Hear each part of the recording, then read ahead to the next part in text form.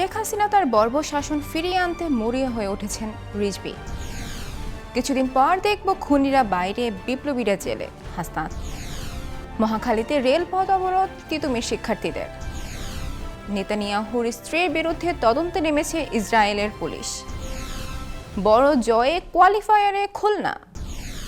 স্বাগত জানাচ্ছি দৈনিক আমার বাংলার প্রতিদিনের বুলেটিনে। শুনছিলেন শিরোনাম, এবার বিস্তারিত। শেখ হাসিনা তার বর্বর শাসন ফিরিয়ে আনতে মরিয়া হয়ে উঠেছেন বলে মন্তব্য করেছেন বিএনপির সিনিয়র যুগ্ম মহাসচিব রুহুল কবির রিজভী। তিনি বলেন, আন্দোলন দমানোর জন্য অথবা কোনো রাজনৈতিক কর্মসূচি বানচালের জন্য গুলির ব্যবহার চিরদিনের জন্য নিষিদ্ধ করতে হবে। সোমবার রাজধানীর শেরেবাংলা নগরের চন্দ্রিমা উদ্যানে সাবেক প্রেসিডেন্ট জিয়াউর রহমানের সমাধিতে শ্রদ্ধা নিবেদন শেষে তিনি এসব কথা বলেন।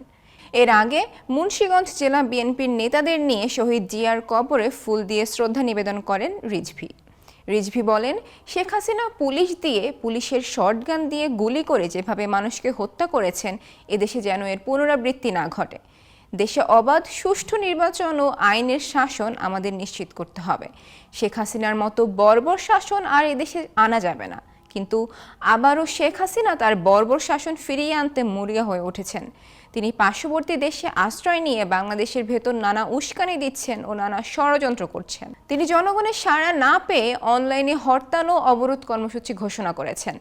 শেখ হাসিনার উদ্দেশ্যে তিনি বলেন, কোথায় আপনার যুবলীগ, ছাত্রলীগ ও সন্ত্রাসী বাহিনী, যারা পাখির মতো গুলি করে মানুষ হত্যা করেছে, শিশুদের হত্যা করেছে এবং বিএনপির নেতাকর্মীদের হত্যা করেছে? দেশের মানুষ আর আপনাদের মেনে নেবে না। তারা চায় সব অপকর্মের আপনাদের বিচার হোক। বিএনপির সিনিয়র যুগ্ম মহাসচিব বলেন, এমন সংস্কার করতে হবে আর কোনোদিন যেন কোনো রক্তচক্ষু মানুষের অধিকার কেড়ে নিতে না পারে, মত প্রকাশের স্বাধীনতা কেড়ে নিতে না পারে। তিনি বলেন, আমাদের কিছু কিছু উপদেষ্টা আছেন, সরকারের সমালোচনা করলে তারা বিরক্ত হন, বিভিন্ন মন্তব্য করেন। সমালোচনা সহ্য করতে না পারলে উপদেষ্টা পদ ছেড়ে দিয়ে রাজনৈতিক দল করেন। আজকে যদি চালের দাম বাড়ে, আমরা সমালোচনা করব না, আইন শৃঙ্খলার অবনতি নিয়ে কথা বলতে পারবো না, নিত্যপণ্যের দাম বৃদ্ধি নিয়ে কথা বলতে পারবো না। রিজভী আরও বলেন, এখনও বাজার সিন্ডিকেট সক্রিয়। সিন্ডিকেট দমনে সরকারের আন্তরিকতা দেখছি না। আইন শৃঙ্খলার উন্নতি হচ্ছে না। দেশে চুরি, ডাকাতি ও হত্যা বেড়ে গেছে। দ্রুত এসব নিয়ে ব্যবস্থা নিতে হবে। আমরা চাই আগামী দিনের গণতন্ত্রের সত্যিকার মুক্ত পরিবেশ, যেখানে নির্ভয়ে কথা বলা যাবে এবং সভা ও সমাবেশ করা যাবে।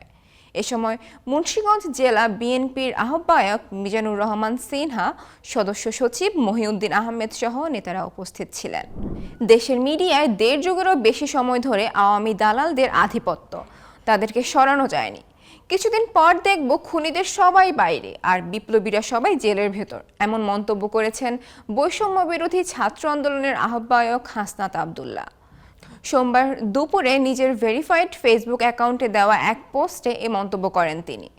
এক প্রতিবেদনের কথা উল্লেখ করে ওই পোস্টে হাসনাত আবদুল্লাহ লিখেছেন, মুক্তিযুদ্ধ মঞ্চের সভাপতি বুলবুল পলাতক অবস্থায় ফ্যাসিস্ট খুনি হাসিনার পক্ষে পত্রিকায় বিবৃতি পাঠায়, আবার কালের কণ্ঠ সেটি ছাপায়। বুঝতেছেন ব্যাপারটা?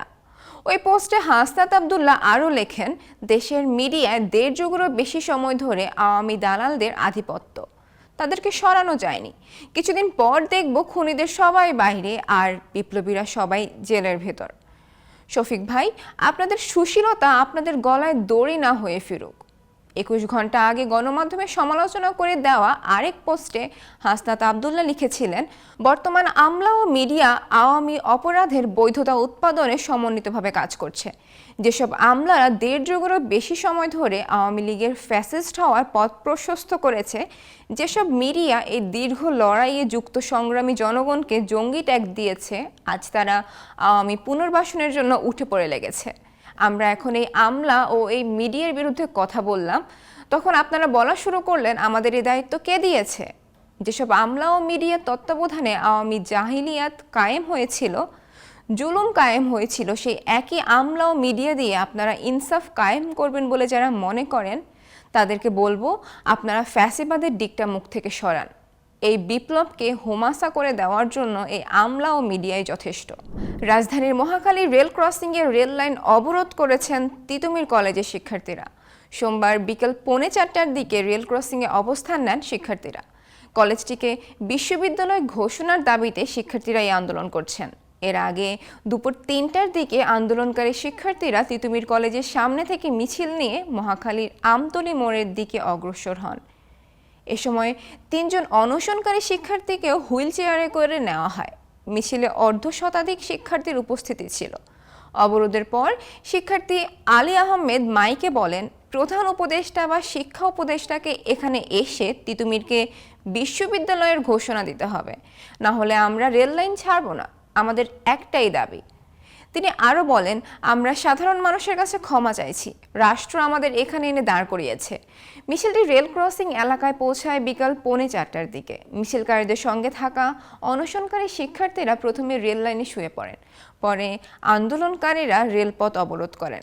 এ সময় কমলাপুরের দিক থেকে একটি ট্রেন আসতে দেখলে শিক্ষার্থীরা ট্রেনটিকে লাল নিশানা দেখিয়ে থামান। এর আগে বেলা 11টার পর টানা 5ম দিনের মতন কলেজের সামনে সড়ক অবরোধ করেন শিক্ষার্থীরা সড়কের উভয় পাশে বাঁশ দিয়ে অবরোধ তৈরি করে অবস্থান নেন।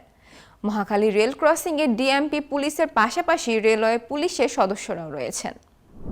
ভয়ভীতি প্রদর্শন এবং রাষ্ট্রের সর্বোচ্চ আইন কর্মকর্তাকে হয়রানির চেষ্টা করার অভিযোগে ইসরায়েলের প্রধানমন্ত্রী বেঞ্জামিন নেতানিয়াহুর স্ত্রী সারা নেতানিয়াহুর বিরুদ্ধে তদন্ত শুরু করেছে দেশটির পুলিশ। রবিবার ফাঁস হওয়া এক চিঠিতে জানা গেছে এ তথ্য।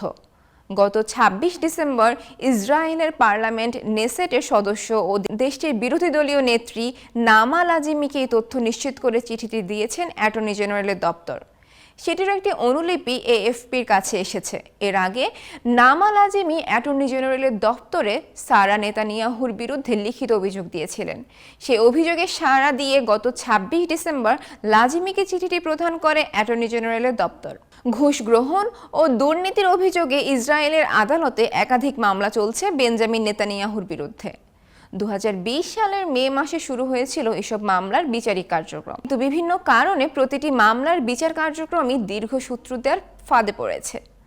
নেতানিয়াহু অবশ্য বরাবরই তার বিরুদ্ধে আনা দুর্নীতির অভিযোগ অস্বীকার করেছেন এবং এখনো করে যাচ্ছেন।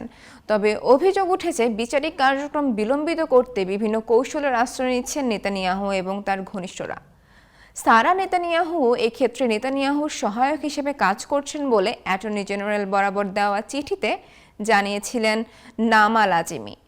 যেসব অভিযোগের ভিত্তিতে সারা নেতানিয়াহুর বিরুদ্ধে তদন্ত শুরু করেছে ইসরায়েলের পুলিশ এবং অ্যাটর্নি জেনারেলের দপ্তরের সাইবার নিরাপত্তা বিভাগের কর্মীদের সমন্বয়ে গঠিত যৌথ বাহিনী। বিদেশি তারকা ক্রিকেটার এনে শক্তি বাড়িয়েছে রংপুর রাইডার্স। ওয়েস্ট ইন্ডিজের আন্দ্রে রাসেল, অস্ট্রেলিয়ার টিম ডেভিড ও ইংল্যান্ডের জেমন্স ভিন্সি খেলেছেন দলটির হয়ে। তবু সোমবার এলিমিনেটরে খুলনা টাইগার্সের স্পিন ঘূর্ণিতে মহাধসে পড়ে দলটি। শেষে আকিফ জাভেদ কিছু রান করলে 16 ওভার 5 বলে 85 রানে অল আউট হয়ে যায় রংপুর। ওই রান তুলে ঝামেলায় পড়তে হয়নি খুলনা টাইগার্সকে। ওপেনার নাইম শেখ ও 3-এ নামা অ্যালেক্স রসের ব্যাটে 10 ওভার 2 বলে 9 উইকেটের বড় জয় পেয়েছে মেহেদী মিরাজের দল। টানা 8 জয়ের পর টানা 5 হারের স্বাদ পেল রংপুর রাইডার্স।